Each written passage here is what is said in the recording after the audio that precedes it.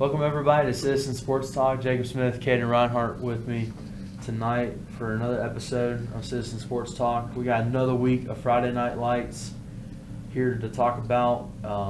We jump right into it. Floyd County coming back, making up for their loss last week against the Carroll County Cavaliers with a 28-21 win over the James River Knights. A little back and forth. Floyd County had an early 21-0 lead, and then James River was able to come back and tie the game up, but Sam Phillips was able to get a touchdown in the last 2 minutes. And an interception late by Aiden Bakley was able to get the job done for the Buffaloes. So they improved to 7-1 on the year, and they host Radford next week, who lost to Carroll County on Thursday. Some other scores: Glenver defeated Patrick County 56-6. Bassett 51, Martinsville 14. Martinsville lost in what was a rematch of an old Piedmont District matchup. Of course, the Bulldogs now in the Three Rivers this year. Appomattox County takes down William Campbell 57-6. Dan River takes down Nelson County 28-14. Chatham loses to Gretna 62-6, and then Heritage defeats the Liberty Minutemen 63-0. I know I kind of went through that pretty quick, Caden. Any thoughts on those scores from tonight? Just looking at those pretty briefly. I think, I was going to mention a couple of things from the Floyd game real quick. You mentioned that 21-0 lead that they jumped out too early. That's the tenacity to stay in. I mean, it can be kind of demoralizing. I mean, you get out to that early lead, and then all of a sudden it's kind of nullified by the Knights.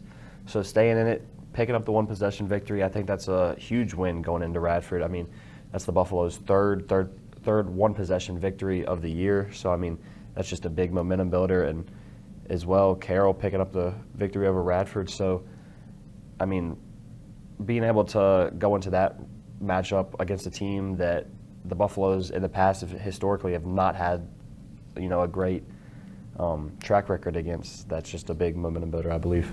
Yeah, absolutely. And with the win tonight for the Buffaloes, along with a couple other things happening, the Narrows Green Wave won, Blacksburg won Thursday against Christiansburg, I believe Grayson County beat Giles, Fort Chiswell beat Marion.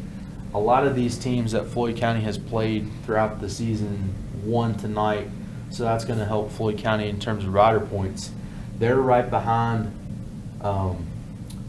Gretna for that 2 seed. It's going to be tight coming down the stretch between Gretna and Floyd. Definitely going to be a tight 2-3 battle there. It could go either way in terms of who gets that home field for those two. So looking at the bracket, I'll make sure that we get a graphic so you guys can see this at home. But Glenver, currently the 1 seed, they're still undefeated, the 9-0 record. They'll be traveling to Floyd here in 2 weeks. They have their bye next week, so they'll probably be sitting pretty comfortably as the 1 seed going into week 11. Gretna, like I said, is the 2 seed. And then Floyd County as the 3 seed, slightly behind Gretna there. The 4th seed is Appomattox. They jumped over Radford. Radford was the 4 seed coming into the weekend. And then that loss, of course, to Carroll moved them down to 5. The 6th seed is James River, who, coming off the loss to the Buffaloes, they play Patrick County next week, and then Carroll County in Hillsville. We'll cover that game. We'll have actually a dual broadcast, if you will. If we have time, we'll jump to that one along with the Floyd-Glenver game that night. But definitely interesting to see what James River does. They may be stuck at that 6th spot. They may have a chance to jump, but losing the head-to-head to Radford and having to play Carroll, probably not going to help them out a whole lot. Sitting at 7 is Nelson County, coming off the loss to Dan River tonight. And then sitting at the 8th spot, they moved up from 9 to 8 after their win against Nelson County. Dan River, they leapfrogged Patrick County, who falls to 9. They play James River, like I said, next week. So that'll be a pretty big game. If they pull that one out, the Cougars against the Knights, I think Patrick County gets into the playoffs as the 8 seed, possibly. And then the rest of the teams on the outside looking in, Liberty sitting at 10, Martinsville sitting at 11, and Chatham sitting at 12. So definitely an interesting 2 more weeks left to play out. I think some different exciting matchups. I think tonight going in was a 1-8 matchup between the Cougars and the Highlanders. And obviously Glenver showed that they were the top seed in the region with the way they played tonight. I'll bounce over to you, see if you have any thoughts, just me reading off the potential playoff bracket. Yeah, I think all eyes are going to kind of come down to these last maybe 2 weeks, maybe 2 games in particular for these top seedings in the region, you could say. I mean, really next week, I think for Floyd, you can look at that Gretna and Appomattox game. I mean, Appomattox can definitely pull out a victory, kind of knock Gretna off their 2-seed podium right now where they're at. We could see the Buffaloes flip-flop with them next week with them playing Radford, but then again, after Radford, the Buffaloes taking on Glenver, which that is a tough task for them. So just then, that's when you turn back to Gretna. They'll have their eyes on Glenver and hoping they can beat the Buffaloes. Yeah, I think, once again, that 2-3, we're both going to be talking about for the next 2 weeks because of how significant it is. And we're definitely going to have to be glued to that Appo-Gretna game next week when we're calling Radford-Floyd. Just that, like you said, that flip-flop may happen. Floyd may jump up that leapfrog over Gretna to the 2 seed potentially. And if Gretna loses, that may give some wiggle room in case the Buffaloes lose to Glenver week 11 if they pull out the win against the Bobcats first next week on Halloween. So transitioning from Buffalo's football real quick, looking at the volleyball standings. After the regular season finished up for volleyball, I knew we kind of mentioned previously that Lady Buffs looked like they were going to be outside looking in. They finished the regular season for the region as the 9th team. They were one team out, or they were the first team out. So the region for the volleyball tournament looks like Appomattox is the 1 seed, Radford, the Lady Bobcats, the 2 seed, Glenver's the 3 seed, Gretna's the 4 seed, Chatham's the 5 seed, the 6 seed is James River, the 7 seed is Dan River, and Patrick County is the 8 seed. And, you know, talking about these head-to-head matches in football, for example, like, you know, Radford sitting at 5, James River's at 6. The big difference there is that head-to-head that Radford had over the Knights. But that was the big difference really down the stretch. You know, Patrick County defeated the Lady Buffs twice, and I think that was pretty much the difference. I mean, 4 teams out of the district made the playoffs, and, you know, Radford at 2, Glenver at 3. Tough opponents, of course, and James River at 6, Patrick at 8. You know, like I said, that 8 spot being at 9 kind of made the difference there. I think so, definitely. That's kind of where, you know, the hardest play can be played sometimes when you're really trying to fight for that last seeding, and it can give you really the best games, I think. Yeah, and you know, I was able to attend both games for the Lady Buffs this week. Both losses, unfortunately for them, against the Bobcats on Tuesday and the Highlanders on Thursday.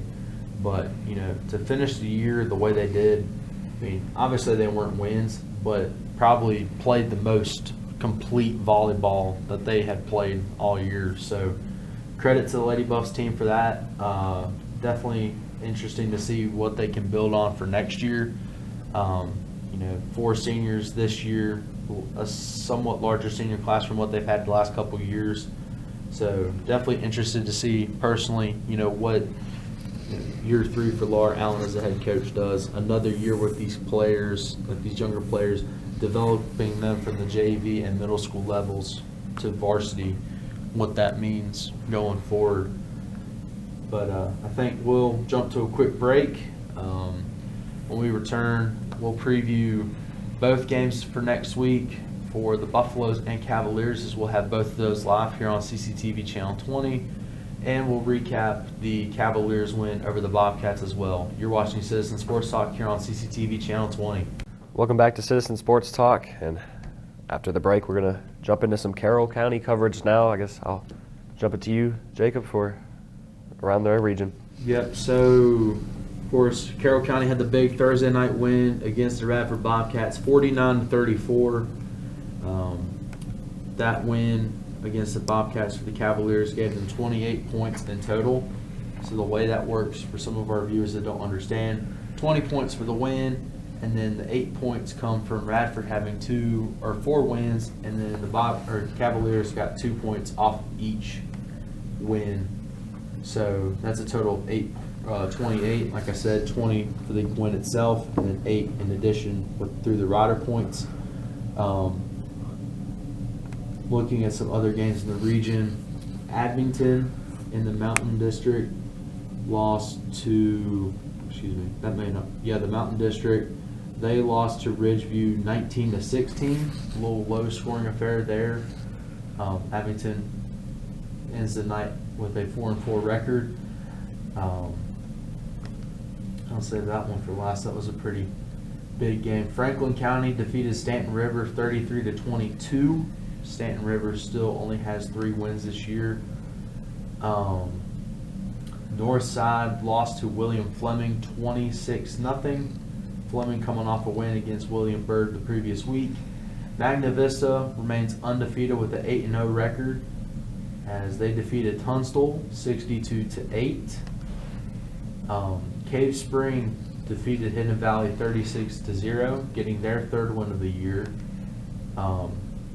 And another Thursday game, Caden Blacksburg defeating Christiansburg 42-13.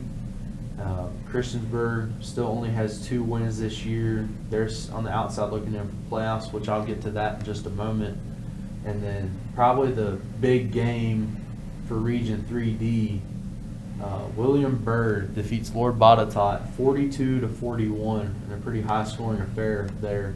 Pretty much the equivalent to our Carroll County Floyd game last week. A little bit more high scoring last week, but definitely a big win for the Terriers as they are just behind the Cavaliers of Lord Botetourt. I know it's a little confusing having 2 Cavaliers teams in the same region.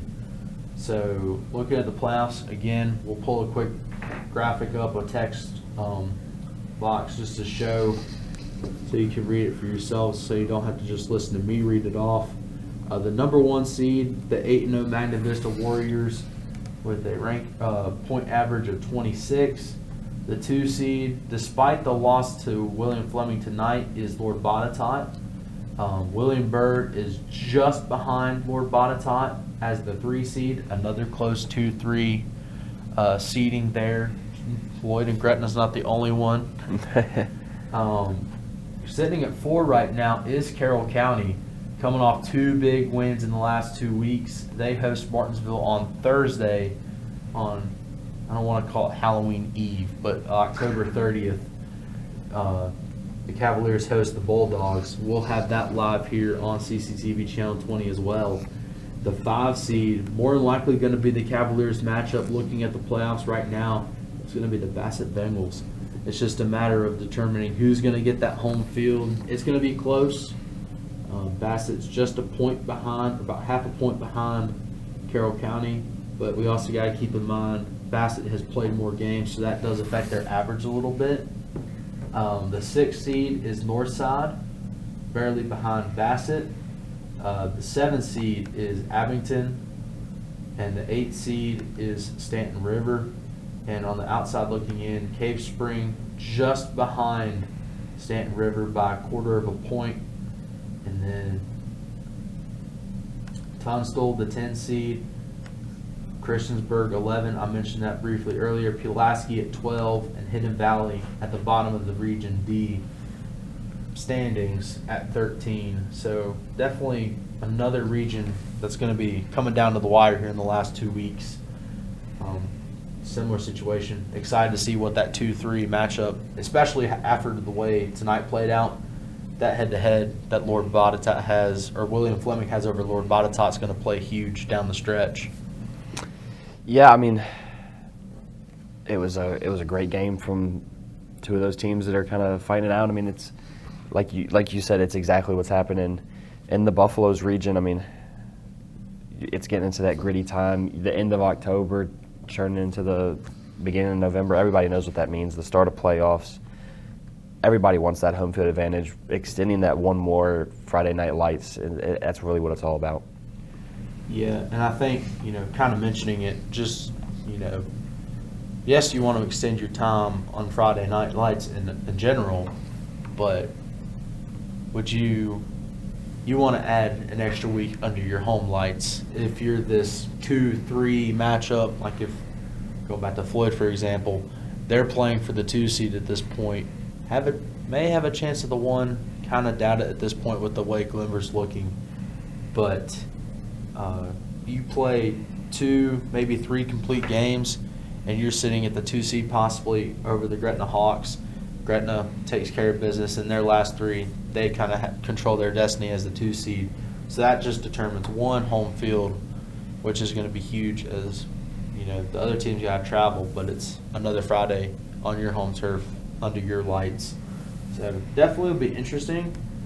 I think that it'll be exciting to see, like as always, just how the final 2 weeks play out.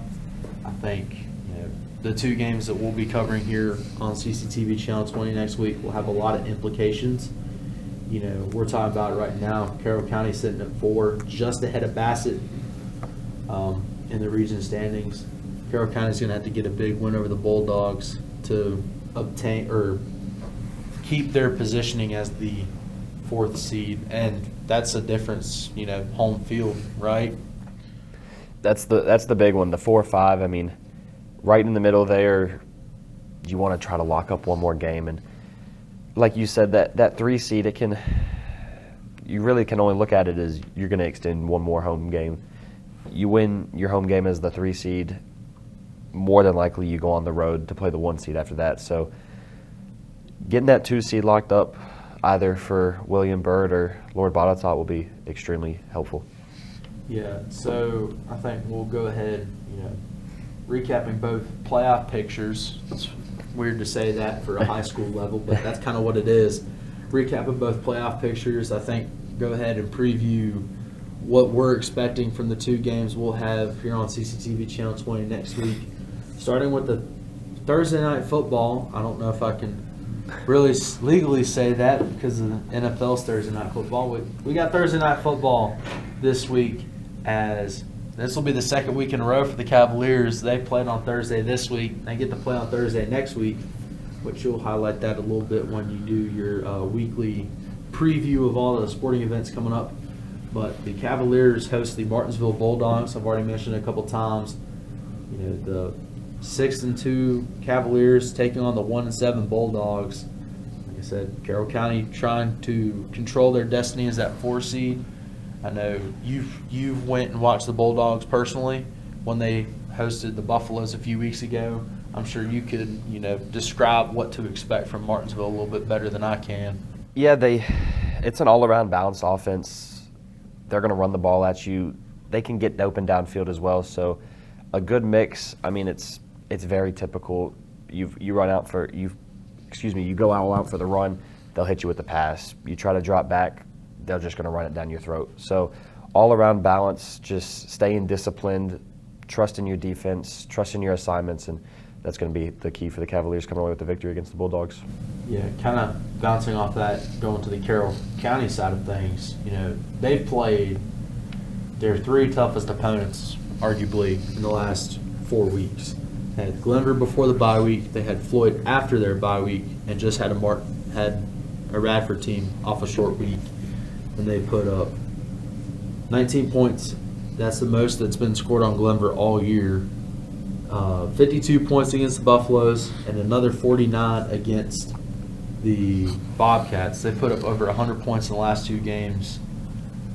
Obviously, their offense is so different compared to what anybody else in this area runs, and that's working for them. I think it's just, it's so hard to defend something you're so unfamiliar with. I think you would agree with that as well. But I think it'll be exciting to see what the next 2 weeks looks like for Carroll County. Definitely with the expectations now. They've beaten the teams that they probably weren't expected to beat, or, they had a better chance of losing to.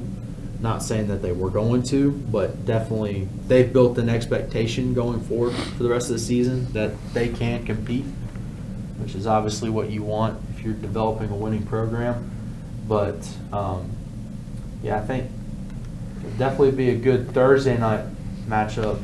But then me and you on the mic next Friday, the Floyd County Buffaloes hosting the Radford Bobcats in another Three Rivers District matchup. 7-1 Floyd County hosting 4-4 Radford. Like we mentioned earlier when I did the playoff picture reading, Radford sitting at 5 currently, the Buffaloes sitting at 3. What's your expectations? I know I've went and seen the Bobcats personally. Your thoughts for Floyd County on Friday? I'm really expecting intensity from this Buffaloes team. I mean, we're getting late in the season, not exactly coming off their bye week, but it was 2 weeks ago, playing against a team that's really kind of dominated them in the past. I think that the Buffaloes are really going to go out there, want to cement this victory over the Bobcats. Yeah, and I think for the Radford side of things, the limited things that I've seen from them, they don't really seem that strong up front, which, given how the Buffaloes played against the Cavaliers, maybe the up front play isn't the strength of the team necessarily, not necessarily a weakness, but not a strength of the team. So I think it'll be interesting to see. I'm curious to see how Radford's going to get the run game involved. When I went to cover their game for WHEO with Patrick County didn't allow any run game to happen, or Radford didn't stop the run either, and that's two important keys that kind of control the game.